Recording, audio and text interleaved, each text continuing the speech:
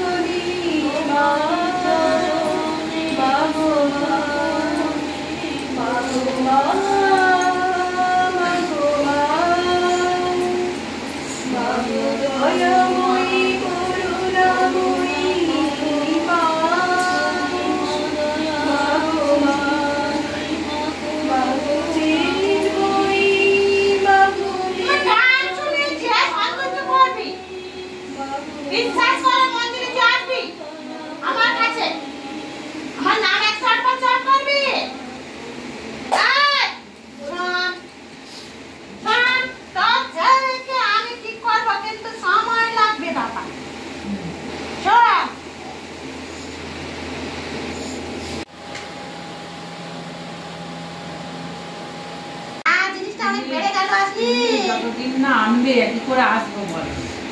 আমার নাতনিকে যেন ভালো রাখো। আমার নাতনি অনেক সঙ্গে দিয়েছি। আইসন স্বামীটা তো মরে গেছে, তারপর থেকে তোর ছেলে বউ বিয়ে দিয়ে করে কি সর্বনাশ করছে। তোর ছেলে তোকে ভালোবাসে না, আমি জানি। ছেলে বউকে আনতে পারবি না, তোমাকেই বলে যাচ্ছি। তুমি সেই কথা আমায় করে দাও। আমার বাসার দিন আসবি, আরো অসুবিধা পড়বো বাসার দিন। আইসন শরীরটা দেখো। আমার মেয়েকে আমাকে বলবে, ওর সাথে মশার সাথে বলে দেবে। আমার নাতনির শরীর, আমার নাতনিদের ভালো করে দাও।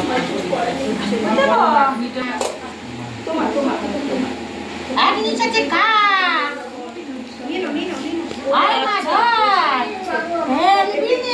তাড়াতাড়ি নে, তাড়াতাড়ি নে, ভেলবি নে। এক নিচে খাবি। আর ধর এক নিচে খা।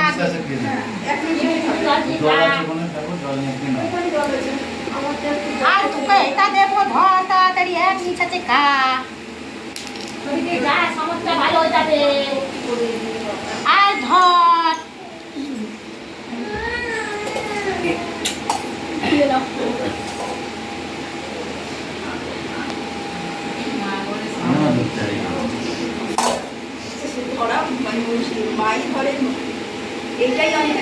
তোর ছেলেকে তোর বউ মারে অচেনেছিস তো, খাই গেছে। ভালোবাসে কিন্তু আসতে পারছে না, অনেক চাপে পড়ে আছে। তোকে টাকার চাপ দিচ্ছে না, টাকা পয়সা চাইছে না। জানি তো আমি আচ্ছা তুই চাইছিস, তোর কাছে থাকবে, তোকে ভালোবাসবে তো? হ্যাঁ ঠিক আছে। আমি আমার বড় নাতনিকে ছেড়ে থাকতে পারবো না। আমি জানি তো আমার সাথে নাচবি। আমার বাবা জানো না, আইটা দিন দিন খাবি বললাম না। ওরা তিন ছেলে বউকে খাওয়াবি, নাতনিকেও পারলে খাওয়াবি। আর অমাবস্যা দিন আবার আসবি, ওষুধ দেবো। আয় ধর।